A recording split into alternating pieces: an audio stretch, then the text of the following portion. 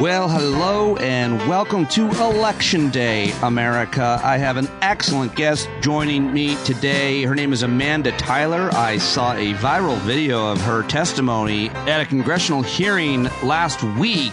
I'll share with you some of that testimony, but the subject matter, as it was yesterday here on the show and again today at that hearing, was Christian nationalism and the threat that it poses. Amanda Tyler is the executive director of the Baptist Joint Committee for Religious Liberty. She leads the organization as it upholds the historic Baptist principle of religious liberty. Did you know that was a historic Baptist principle?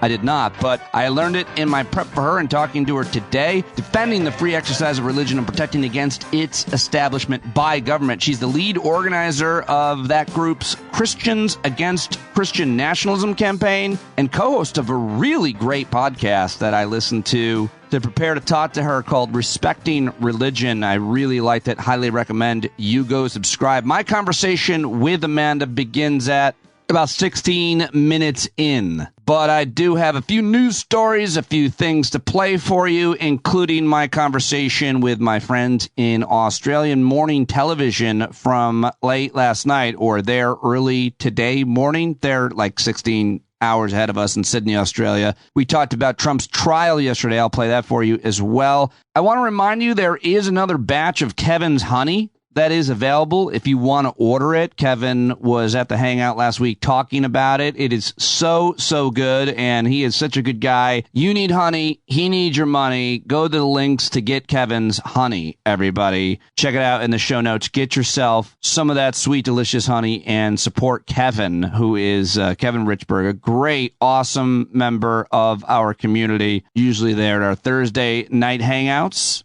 All right, well, let's get to it. It is Election Day in America. Happy Election Day, everybody. Voters in at least 37 states headed to the polls to vote in the biggest election day until the hotly anticipated 2024 presidential election.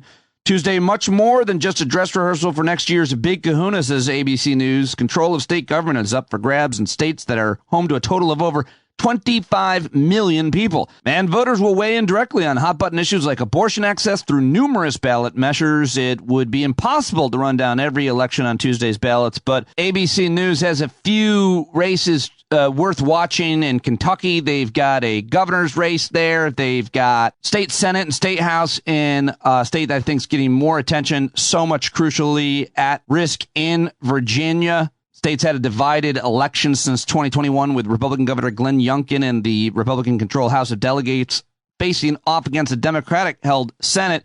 Tuesday, all 100 House seats and all 40 Senate seats are on the ballot, which presents the Republicans with an opportunity to capture the trifecta control of governorship and the entire General Assembly there in Virginia. It would be major ramifications in what's recently been a bluish-purple state, according to ABC News. Most notably, Youngkin, the governor, has previously pushed for a 15-week abortion ban, and with Republican control, the party could reverse Virginia's status as the only state left in the South that has a less restrictive abortion law. So really big stakes there in Virginia. Ohio has important ballot measures on abortion, as well as Mississippi. The governor is the race there to watch. Pennsylvania State Supreme Court. All 40 seats in the New Jersey State Senate, all 80 in the New Jersey State Assembly up for grabs on Tuesday. 8 congressional or state legislative special elections on the ballot, most prominently in Rhode Island's 1st congressional district. And, of course, don't sleep on those municipal races. Mayor or county executive, top jobs in Manchester, New Hampshire, Suffolk County, New York, Allegheny County,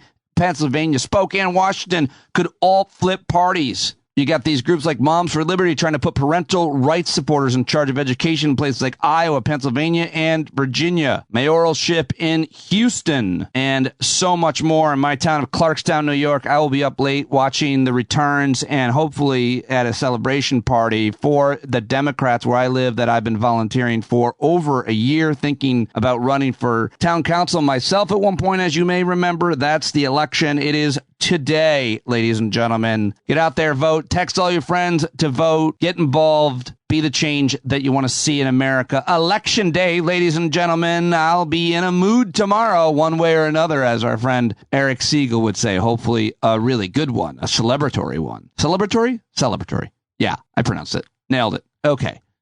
Let's see. Here's the New York Times reporting on the latest in Israel. The Israeli military cut off Gaza City. They're saying they have encircled Gaza City, effectively splitting the Gaza Strip in half. The move, officials said, would make it harder for Hamas to control the enclave.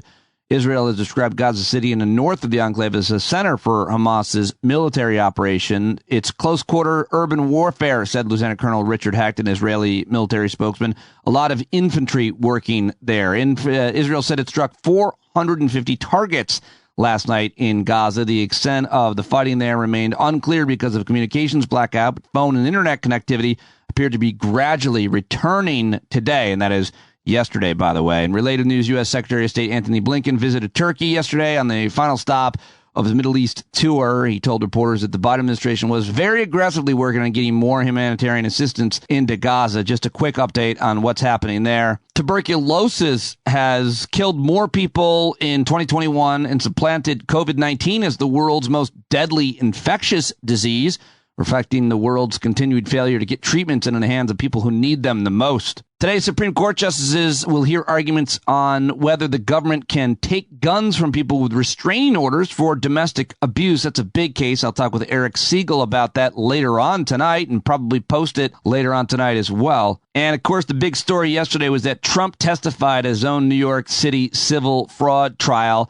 4 hours of testimony in a Manhattan courtroom yesterday. He repeatedly attacked the judge overseeing the trial and defended himself against accusations of fraudulently misvaluing his properties. On the witness stand, the former president, New York Times reports, acknowledged helping assembling documents stating that the value of his properties, which a judge had already decided were filled with fraud and which are central to New York Attorney General's lawsuit against him. But he denied being involved in undervaluations, insisted the financial statements were ultimately of little importance. The judge in the case, Justice Arthur Engoron, who's now become slightly famous around this case, became very frustrated as he repeatedly sought to rein in the former president of the United States, whose asides included proclaiming the proceeding was a very unfair trial and calling the New York Attorney General a political hack. At one point, Trump complained that the judge had called me a fraud and didn't know anything about me. Well, guess what? Ivanka Trump will testify today, rather Wednesday. Here is the New York Attorney General Letitia James, who brought the case, asked that Trump pay $250 million and that he and his sons permanently barred from running a business in the state. She is still not suffering any fools, has zero F's to give about the antics of this man-child who was somehow the president of all of us for 4 years. Defendants and the Trump organization. He rambled, he hurled insults, but we expected that. At the end of the day, the documentary evidence demonstrated that, in fact, he falsely inflated his assets to basically enrich himself and his family. He continued to persistently engage in fraud. The numbers don't lie. And Mr. Trump obviously can engage in all of these distractions, and that exactly what he did, what he committed on the stand today, engaging in distractions and engaging in name calling. But I will not be bullied. I will not be harassed. This case will go on. We look forward to hearing the testimony of Ivanka Trump on Wednesday, and then we plan on closing our case. And then there'll be some motions on Thursday, and then the defense will present their case in chief. Justice will prevail, and it's important that all of you understand that we have already been victorious in our motion for summary judgment, and now we look forward to disgorgement and to the remaining counts in our action against Donald Trump and his repeated and consistent fraud against the citizens of the great state of New York. Oh, I love that woman. I really like her.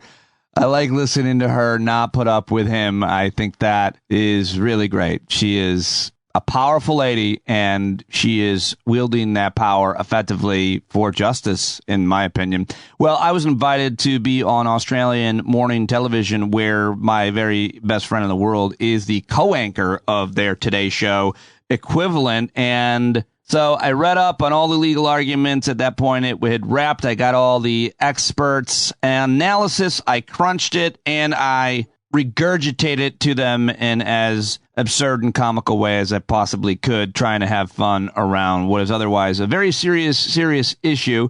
So I thought I'd include that 5-minute or so segment. Again, my buddy David Campbell, his co-anchor Sylvia, who has an amazing sense of humor, and I have a Thor hammer in my shed, and so I held it up at one point using it as a prop, and she calls me out on it at the end. Pretty funny. Here's that. Welcome back. Former US President Donald Trump has made headlines once again after clashing with a judge during his multi-million-dollar fraud trial in New York. For more, we're joined by US political commentator Peter Dominic live from New York. Peter, remind me again, which trial is this one? Oh, this is the New York civil trial that our attorney general took up when Trump's former right-hand man told everybody all of the crimes he was committing, and she had to take it up or everybody would have said she wasn't doing her job. And it's great to be with you guys. Great to see you, Sylvia. Hello, Campbell. Hello, Pete. Hello, Pete. I like the way you flipped the greeting around with the explanation. I like the way you mix things up. Hey. The judge threatened to remove Donald Trump from the witness stand. What was he doing to deserve that? What was going down? He was being Donald Trump. Guys, this whole case has already been decided by the judge. This is all about what the penalties are going to be. What will the fine be? And will he be able to still do business in New York and plaster his terrible, ruined name on all of our buildings? Most likely he will not be able to. He's already lost. But basically, he lied about everything. He always lied about his business, how much things were worth, on the taxes, on the insurance, a total fraud. He's been caught already. He's basically already guilty. It'd be like when Campbell says he ran 7K, but he really, he only ran 5K. But then if he went into court, we'd ask to see his Apple Watch, and then we'd catch him red-handed. You will let us. My watch is not working today. But he's the only one who suffers from those consequences. And that's the thing, because Donald Trump can suffer from these consequences, right? He's up for like $250 million if he loses. And as you say, he will lose his business. The thing that him and his father sort of built up in New York, this is actually, it's kind of personal for the Donald. No, you misspoke. His father built it. He handed it to him, and he destroyed it and lost everything, went bankrupt several times, never paid his contractors. What he did, the only thing that he ever did was The Apprentice. He was a performer on a TV show and acted like he was a good businessman. But yeah, his kids are literally worried that they are not going to be able to inherit the millions that their grandfather gave their father because they're going to lose everything potentially. Well, as always with Donald Trump, there was plenty of theatre today. The judge even told one of Trump's lawyers, Alina Habba, to sit down during the trial. Here's what she had to say. Oh, good. But I was told to sit down today. I was yelled at, and I've had a judge who is unhinged slamming a table. Let me be very clear. I don't tolerate that in my life. I'm not going to tolerate it here.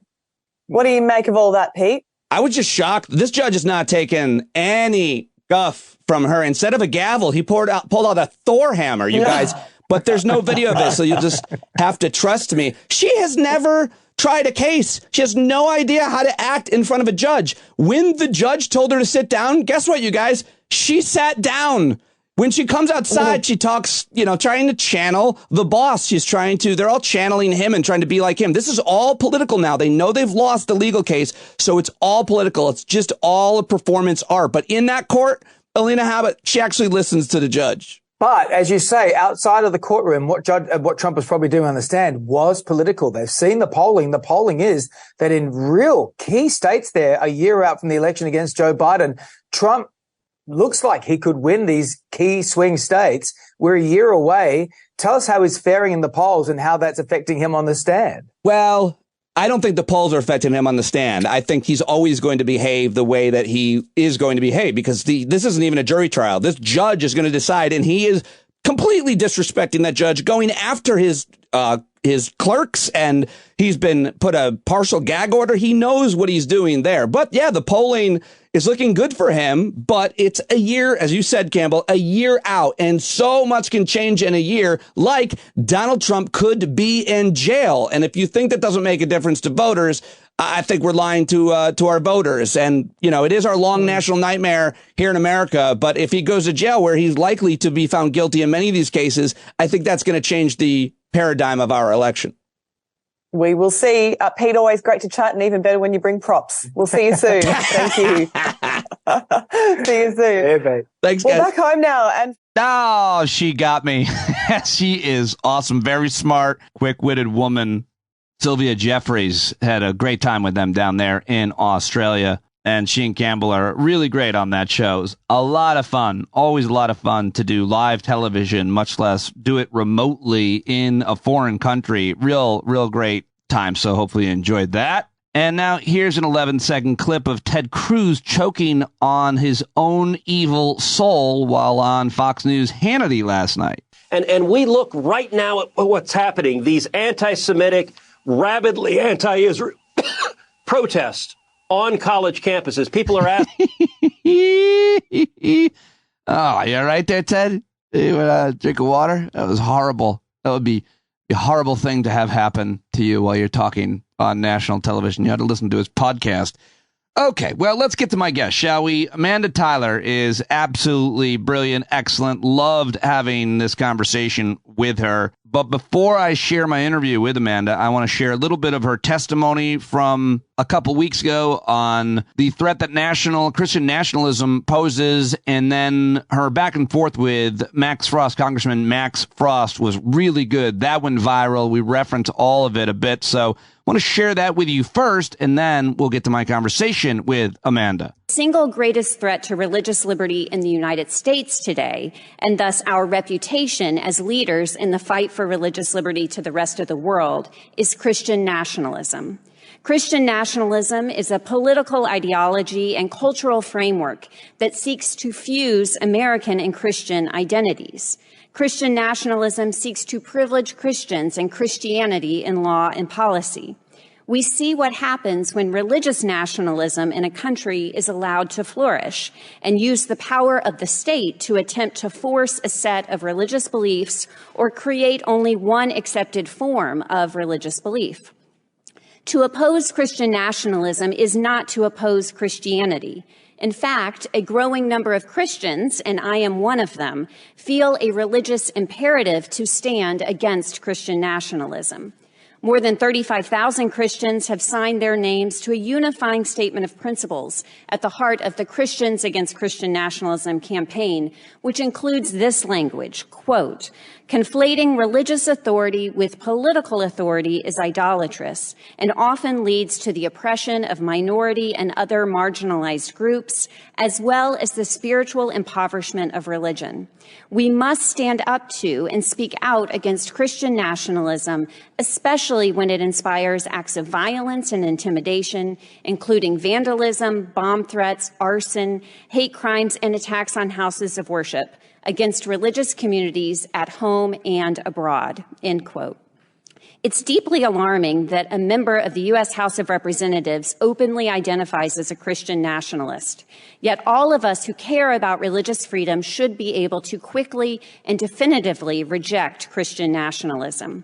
All right, that's just part of her testimony. And now here is part of the exchange that went absolutely viral online across social media with Congressman Max Frost, who does a great job here. Today, on my line, I want to focus in and hone in on religious extremism happening here in the United States domestically, because I believe it's also a very important part of this conversation.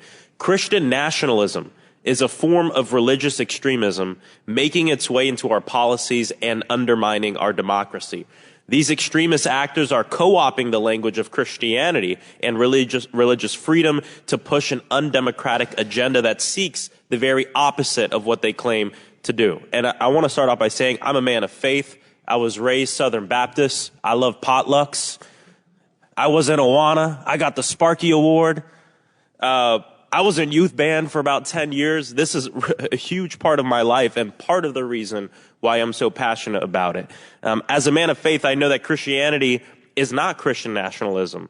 I oppose my faith being used to whitewash a racist, violent, and dangerous ideology. Ms. Tyler, I have a few questions for you, but let's start with this. How does religion differ from religious extremism, and why is religious extremism, specifically Christian nationalism, threaten the safety and lives of people in our communities? Well, I think that religious nationalism is this tendency to merge our religious and national identities, and it can occur along a spectrum, but can also be co-opted by those in power to enforce a certain religious viewpoint on everyone else. And that's why it's such an urgent threat to religious freedom. But it is also, as you point out, an urgent threat to democracy. And it's because it is taking this increasingly violent aspect. And we saw that on January 6th in the way that Christian nationalism was used as a permission structure and as a uniting ideology for people who were here at the Capitol that day in search of a political cause that was then infused with religious fervor. And what would you say the relationship is between white supremacy and Christian nationalism? Christian nationalism often overlaps with and provides cover for white supremacy and racial subjugation. That's because the Christian and Christian nationalism is not so much about theology as it is about an ethno-national identity. Yeah, and Christian nationalists have played vital roles in very violent attacks. Even recently, the killing of 11 people attending services at the Tree of Life synagogue in Pittsburgh. The killing and murder of 9 people attending a Bible study at Emmanuel African Methodist Episcopal Church in Charleston, South Carolina, the Emmanuel 9.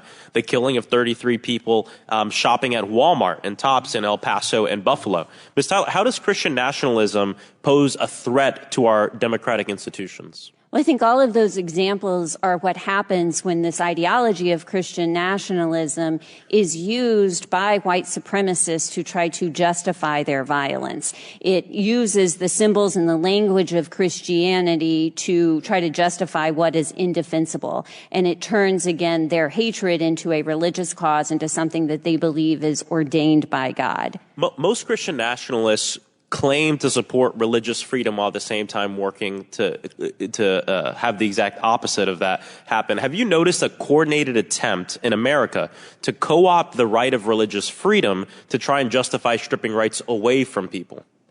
Well, I do think that language really matters here in definitions. And too often we hear the language of religious freedom being used for what is really religious privilege or Christian nationalism. True religious freedom requires equality for all people regardless of religious belief. And that's why it's so important, as our Constitution promises, that the government will stay neutral when it comes to religion to allow all religions to flourish. And this threat to democracy has made its way to Congress. I mean, my colleague, Representative Marjorie Taylor Greene, has said, quote, Christian nationalism is actually a good thing.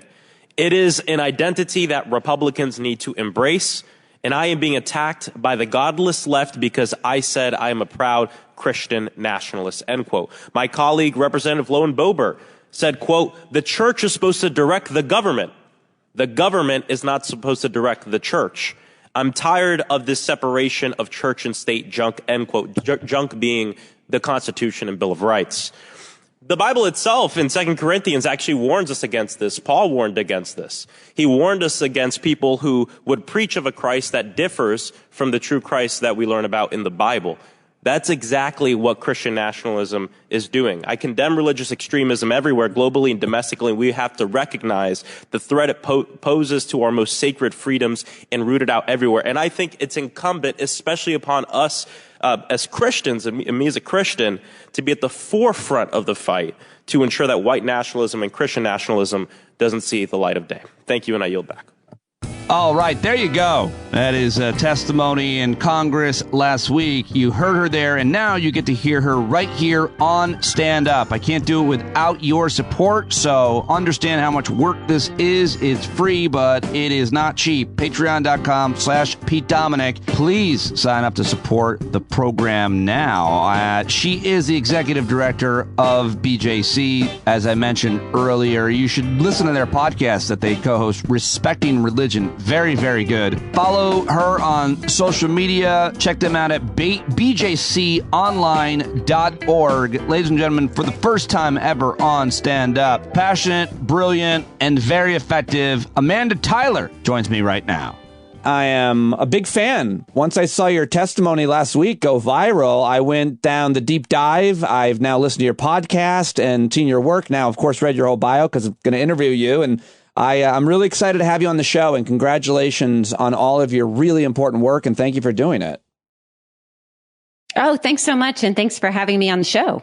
Yeah, let's, first of all, I learned something just now that I had not heard anywhere, so I want to get right to it. In Texas, they now have they just passed a law to have chaplains in the school and replacing kind of traditional support people of some sort. Can you tell me what is going on in the state that apparently you just recently moved back to? No, I know. That's the reaction I get from a lot of people. Wow, you are really headed right to the center of Christian nationalism. Yeah. No, it's true. But for me and my family, it's really a return home. I'm from Austin. My husband's from Dallas. We settled in Dallas this summer. And so as you noticed or referenced, last legislative session, the Texas legislature passed a first of its kind law that encourages school boards to replace their school counselors with unlicensed, unregulated school chaplains. Now, really put quotes around the word chaplains, because in the bill itself, it has no definition of what a chaplain is. The only requirement is any person who can pass a school background check. So the reaction I get when I tell people about this law around the country is exactly what yours was, Pete. Like, what are you talking about? This is a horrible idea. And I call it a problem in search of a problem, because it doesn't seem to be solving any identifiable gap in public education. And rather, it introduces a host of potential problems into the school boards and school districts. Yeah, I can imagine. No, you don't know me well enough. My thought is, wow, I can be a Texas chaplain now, I guess. You could, as long as you can pass a criminal background check. Anyone can. I can. And there's nothing in the law that even gives you a job description, right? Like, you could do anything, including, and this is where my organization and I come in. What's really troubling is you can proselytize in public schools, and that's a real infringement on everyone's religious freedom. Again, I think people need to hear what I have to say. So I am really excited to move to the heat dome that you now live in. It's very troubling. It's very, very troubling when I heard that. And I want to talk a little bit more about it. But when I heard that, you guys talking about that on your very, very good, informative podcast, my immediate reaction, and then it was so great, is why it's a good podcast. You answered my immediate reaction. When I heard these Texas chaplains are now, Texas schools with everything you just explained, I was like, I've been around long enough.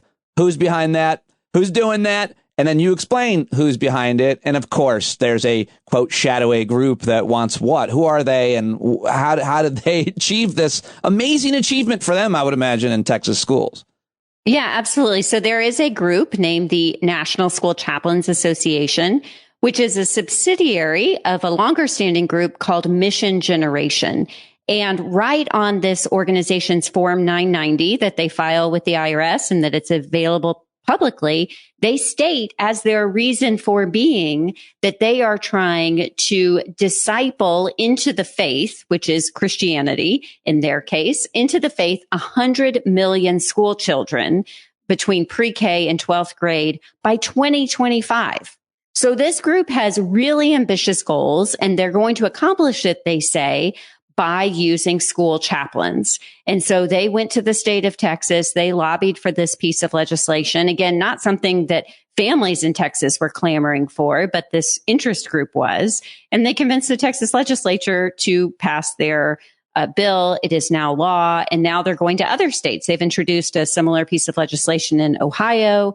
We've also heard that they're looking at Florida and Oklahoma, and your state could be next. They're coming for this with this piece of legislation. Oh, I hope they do. I can't wait to meet them at the school board meetings. It's just always a fun time. Yeah, it's really disturbing because it brings up a million questions as what they're trying to do. It's one thing. My immediate reaction is they're trying to turn people into Christians. They're proselytizing. It's like the Jehovah's Witness came to your door and you let him in and said, stay, take over, just teach everybody. You work here now. But then it made me think, well, what if a student goes to talk to one of these people and maybe they are confused about something about their sexuality or something that's happening at home that this person then uses their religious ways and some kind of conversion therapy type stuff. I mean, it brings up a lot of concerns. Maybe just what is yours?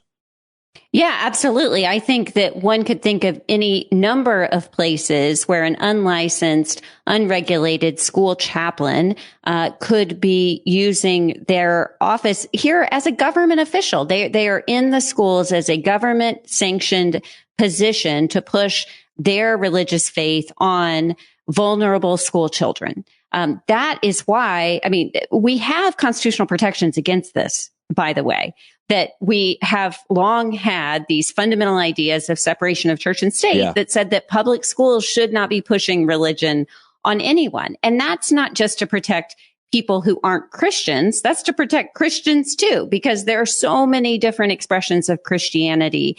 And I, as a parent, should be able to send my son to a public school. He does go to a public school in Texas, without being worried that my choices and my husband's choices for our religious upbringing for our child will be interfered with by someone at the school. Now, I'm very happy to say that the school district that I live in, Dallas Independent School District, brought this policy up for a vote recently and decided not to start a school chaplain program. Oh, good. So it's district by district. Yes. And so the state of Texas, I think probably unwittingly opened up advocacy opportunities in all 1,200 school districts across the state of Texas. And most of the school districts that have taken this up, the vast majority have voted it down, which one shows you that this is not something that people on the ground want. And also, I think, should be a cautionary tale for these other states. Don't pass a law that this interest group wants you to pass because it's going to be very unpopular with the people in your state. Oh, wow. And my understanding is you have an interfaith marriage. And so who knows how you're bringing your children up. But the point is, you want it, I guess, to be up to you guys. Absolutely. I mean, I'm a Baptist. My husband is Jewish. And, there's this thing called parental rights in this country that there seem to be some people who like to trumpet that at certain times, but not at others. So in this law, there was an amendment brought up in the Texas legislature to require parental consent to meet with the chaplain. And guess what? The legislators voted it down. So parental consent, I guess, doesn't count when you're trying to proselytize to kids in public schools. But in other areas, they're sometimes the first ones to talk about parental consent. Yeah, it is such that caught fire quick, that idea. Parental rights, parental consent. We heard it at all the meetings, the board meetings, and it just drives me crazy, Amanda, because this is cheap of me to say, but these are often the same people that don't even make a parent-teacher conference. They're not involved in the schools at all. They just heard something was happening, and they showed up and started screaming. And it's like, you have all the parental rights. We have amazing parental rights. I emailed the superintendent, the principal, the assistant principal, the counselor, the teacher. You know who gets back to me faster than anybody I ever talked to? The people who are working at school. We have a lot of parental rights. It's just such a made-up thing from people who have no idea about how much access they have to their public schools. That is the end of my rant, but it does help me pivot into just the idea of language and kind of branding and what gets into our American cultural, political, media lexicon. And I think that it's important that we continue to talk about Christian nationalism. And I've been talking about it for a very long time. Your work on it has been so influential. You just testified in front of Congress last week when Mike Johnson became speaker, actually, I think earlier than last week. But the point I'm trying to make is that this was not part of the conversation, and it's starting to become a part of it. But I want to understand where you think we are on this idea, which is so dangerous, and understanding it. Yeah, as you note, Christian nationalism is a very old ideology, but in the last several years, we now have language around what it is. And we see a lot more conversations about it, which I think is so important. If we're going to work to dismantle this political ideology and cultural framework that tries to merge our identities as Americans and Christians, then we have to have language around it. And so the group that I lead, which is a Baptist Joint Committee, we also lead a campaign called Christians Against Christian Nationalism. And we put that together over 4 years ago in the summer of 2019, really in response to increasing violence that we were seeing, particularly at houses of worship, and how this ideology of Christian nationalism was being used by white supremacists to try to justify their violence, but also was really a motivating ideology for them to take up arms in the first place and go into houses of worship to kill people. So we started really focusing. I think of Charleston church shooting, of course, and I think of the synagogue in Pittsburgh. I'm sure there are more. I'm not sure how influenced they were by the ideology. I know they were white supremacists. They both were, both the shooters in Mother Emanuel AME Church and at Tree of Life Synagogue. We also saw the ideology being used by the extremist groups who gathered in Charlottesville at the Unite the Right rally, and some of their demonstrations were purposefully done around synagogues as well. So we see this overlap with anti-Semitism in particular, also Islamophobia, anything that would other any group other than the Christians that they define as their in-group.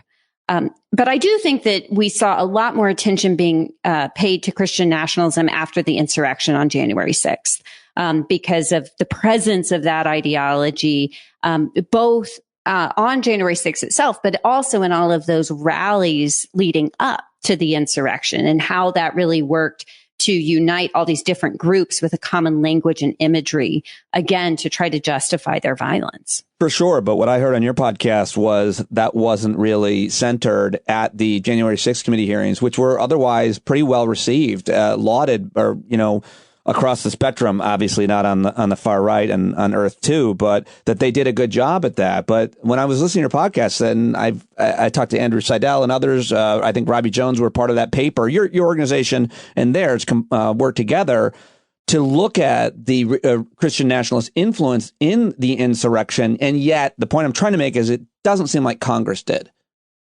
They really didn't, although it was very disappointing to us because, as you referenced, BJC and Freedom from Religion Foundation co-produced this report on Christian nationalism in January 6th.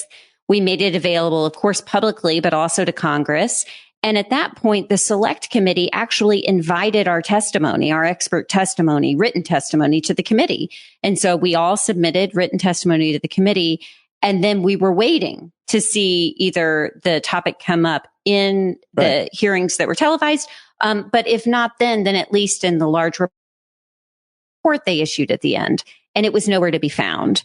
And, I do think there's a reason for that. I think that for most members of Congress, they still see bringing to light Christian nationalism somehow to be an attack on Christianity when nothing could be farther from the truth.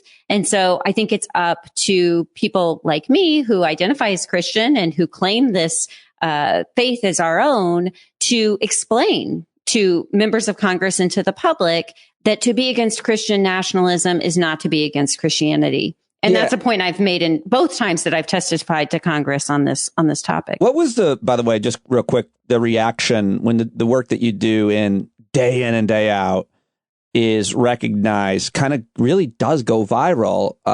You don't strike me as someone who is self-centered, but like the work, you must feel, all of you over there, that must have been a pretty big moment last week with that clip. It does, because it shows me that what I am saying is striking a chord with so many other people. Right. And it's in those moments that I do feel really fortunate to be in the position that I am, because I think that I'm reflecting the viewpoint that so many people have, Christians and others. For Christians, we're tired of seeing our faith used and really twisted in ways and distorted in ways that we can't even recognize it in order to justify exclusion and violence.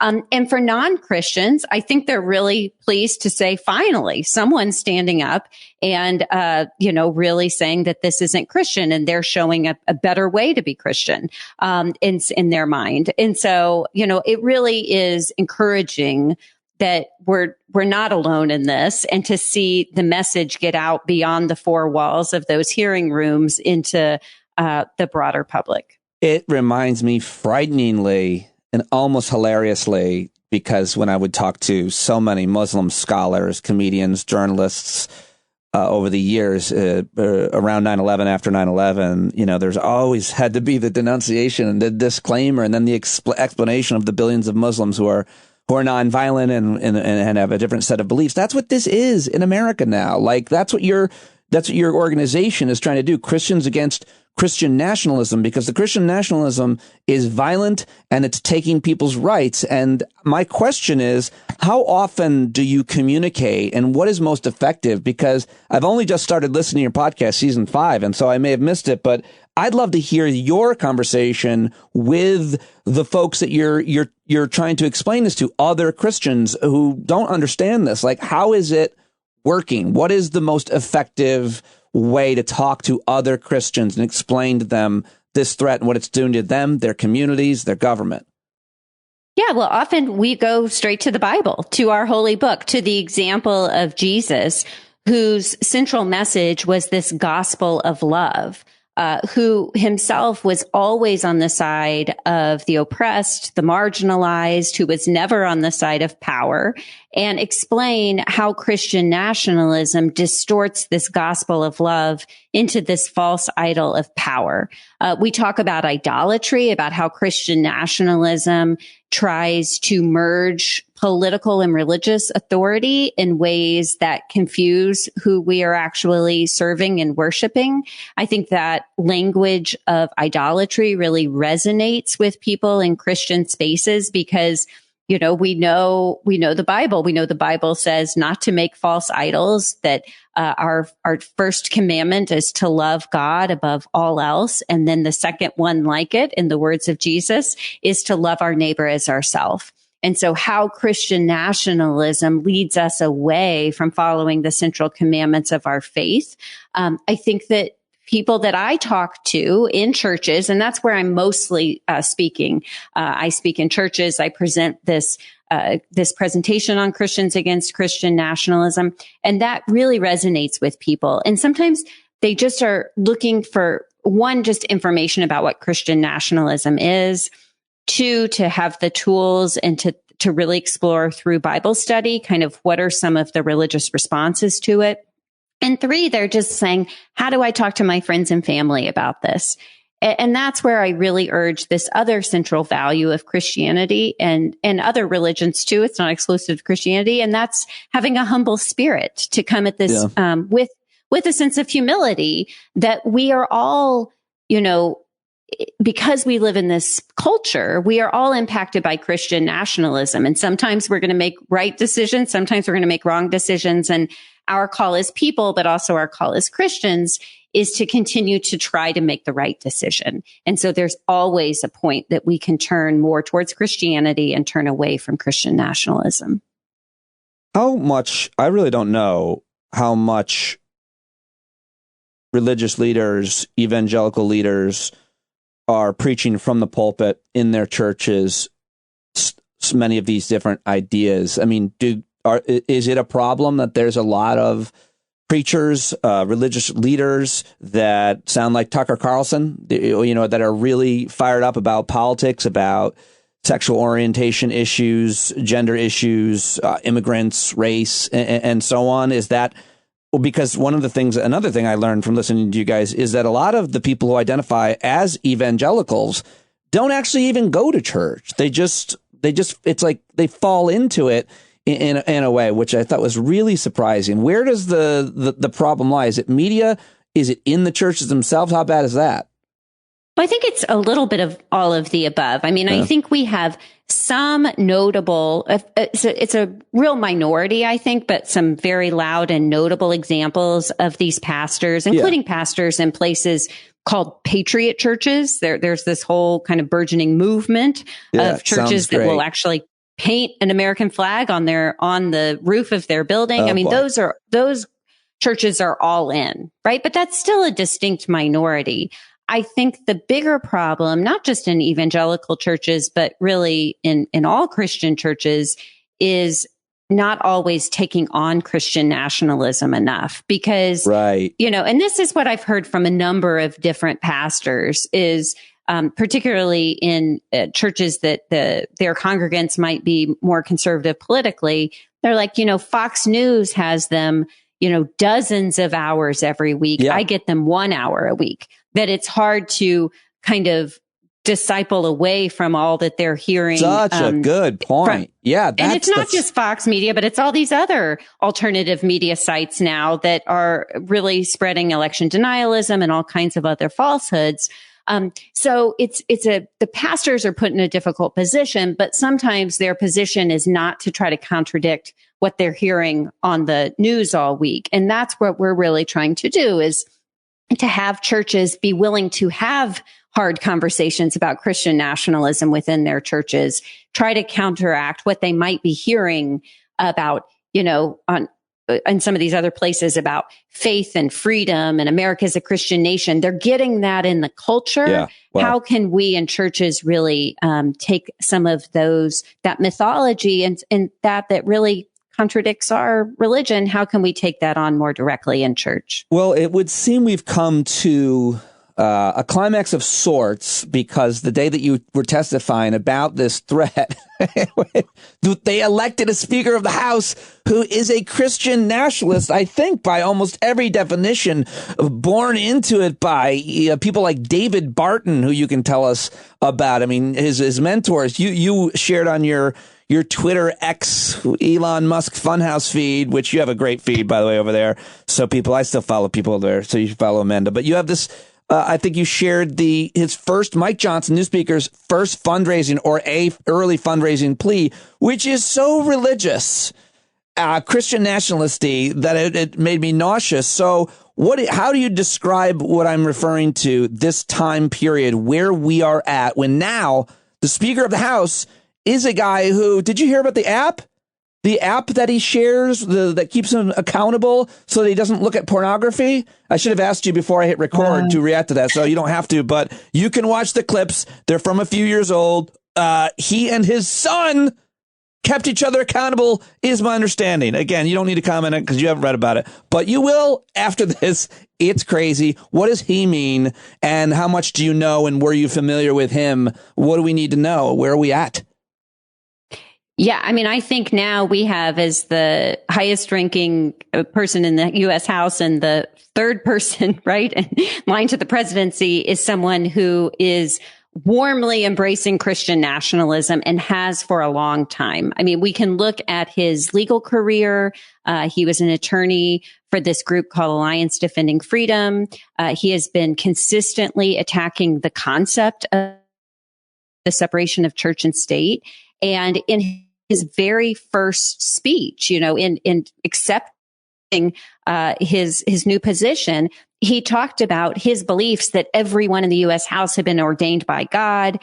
Again, spreading this idea that to be a member of Congress is to be a religious person as well and to share his religion. I found it deeply troubling because it is so exclusive in nature. And then, as you note, seeing this fundraising appeal was really outrageous. And not only in the way, one, again, he's spreading this misinformation and this mythology of a Christian nation, saying that is so influenced by this pseudo-historian David Barton, saying our nation began with the bold declaration that all men are created equal by God and that our rights derive from him and not from the government.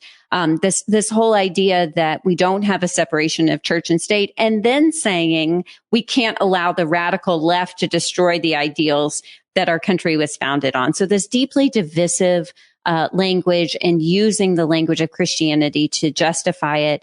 I've talked about how not only does this betray our First Amendment, our country's commitment to religious freedom for all, but also Speaker Johnson is a Baptist. It betrays the Baptist heritage of standing up for separation of church and state. Many people might not know that, but it was Baptists who petitioned the leaders of Virginia to not have an establishment of religion in Virginia that then was the precursor to the First Amendment protection as well. So I'm deeply concerned at how Christian nationalism is being normalized and how now it seems to be in the speaker's chair as well. Yeah, really, really important. I guess the last thing I want to ask you about is something that you know a lot about. You testified, I think, a couple of years ago specifically about the issue of race and racism and white supremacy and the threat that poses. I'm proud to have a really amazing group of diverse ethnically listeners, a lot of black folks that listen to the show. And I think a lot of them are religious, mostly Christian, and they understand this, obviously, threat pretty well. I've learned a lot from them. What is it that you are most concerned about? Because I think the other thing to point out, we didn't really touch on this as much because haven't been getting into the weeds, but your podcast also covers the Supreme Court term. So it's a lot of legal stuff. You guys are lawyers and really fascinating, important stuff that I talk a lot about here. So paying attention to the court, its decisions. And when it comes to race, we pay a lot of attention to that. And that is, I think, one of the most disconcerting threats that Christian nationalism posed, the intersectionality of that with white supremacists. So what do you want to say about that? Yeah, so we talk about it at the project by saying that Christian nationalism often overlaps with white supremacy and racial subjugation. And so we talk about white Christian nationalism. And basically how the Christian in Christian nationalism is not really about theology as much as it is an ethno-national identity. It's a really coded way to be racist, because we're basically saying Christian nationalism is a whole ideology about who really belongs. And it's basically saying that God ordained the way that the country's set up. So that means that God ordained slavery. That means that God ordained the stealing of land from indigenous peoples and the genocide that followed. It says that God ordained Jim Crow segregation and racial violence. You know, you can't pick and choose. God ordained voting rights achievements and then the removal of those achievements of voting rights. I mean, it's, right. So, he's confused. Of course, people will be, you will see people get very self-righteous when I say these things, as they're like, you're calling me a racist. I'm just a Christian. They're like, well, what you're doing is you're using this language to try to cover up some of these racist ideas. And again, just like Christian nationalism is embedded into the culture here, so is racism. Yeah. And so every person has a continuing obligation to try to understand how racism is impacting our views and to move away from it, just like we do with Christian nationalism. So the defensiveness is not helpful in these conversations. Instead, if we can just try to understand how this ideology is permeating and how all of these assumptions are influencing the way that we're responding in our multicultural society today, I think we will be much more successful in making progress into being the multiracial, multi-ethnic, multi-religious society that we want to have. Well, if anybody's going to do it, it's people like you guys and your organization and a lot of the other people I get to talk to here. It's a real honor to get to talk to you. I hope folks will go check out all of your work, especially the podcast, which is eminently listenable. And I learned so much today. I'm really excited and feel fortunate that I then get to call you and talk to you. So that's awesome. Amanda, thank you so much for joining me. I hope we can do it again. Oh, me too. Thanks so much, Pete. All right. There she goes, Amanda Tyler. I think I might have talked a little too much during that conversation. I should have had shorter questions and just let her go on like I normally do. But I maybe felt too much of a need to impress her to try to get her back on in terms of how passionate and how involved I was on the issue. Sometimes I do that. Hopefully it wasn't too much. All right, but I'm trying to be self-aware as always, self-critical. Thank you very much for your notes, how to make the show better. Email me, standupwithpete@gmail.com. Go follow her on social media and definitely go subscribe and listen to their podcast. Super fascinating, really important stuff. Also want to mention, I should have mentioned this at the top, I sat down with the ladies from The Hue last night, and I'll probably be posting that later today or tomorrow. Vicky, Kimberly, Karen, and Francis, always awesome with them. It's been way too long. We had a great conversation, a lot of fun, a lot of laughs, and a lot of important stuff, serious stuff as well. So look for that. Look for Eric Siegel. I've got a lot more in the tank and very excited for what's coming this week. Get out and vote if you haven't already. Bring a friend, text your friends, save democracy, save America, save your town. Do whatever you got to do, and we'll pick up the pieces tomorrow. Love you guys, and I will talk to you then. John Carroll taking us out as always.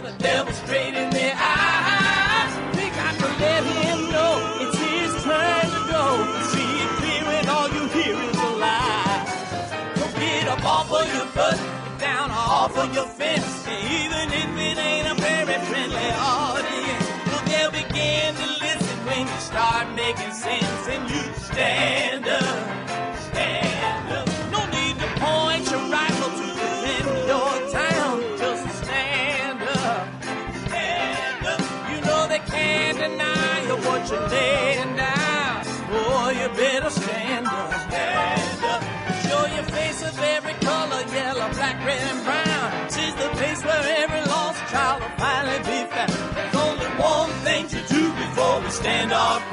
and that's stand up, stand up. Well, the founding fathers saw a land for all. They had to stand up, they had to stand up. They had a keen imagination for a crystal ball, drawing all the plans of stand up. But all they had to go on was the time they were in, with other causes for laws, and since they weren't even sin, they knew that change was gonna come before the change could begin. They had to stand up. All right, they had to stand up. We got to stand up. We got to look the devil square in the eye. We gotta let him know it's his time to go, and make it clear when all we hear is a lie. Why you lying awake wondering where the money all went? It'll be the cost of freedom that'll go unspent. You can see him flee the scene of that experiment if you stand up. All right, we got to speak up, we got to reach up and raise your voice in every way you know how. Don't be toes up, you got to show up. Ain't no better time to do it but now. No need to pledge allegiance to no wanton tribe. Rise up and show obedience to the voice inside, and listen well and it'll tell you not to run and hide. It says stand up, stand up, got to stand up.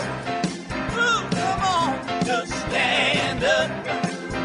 Everybody got to stand up in the darkest hour. Stand up, people got the power. Stand up. Come on, come on, come on, come on, come on, come on, come on, come on, come on. Stand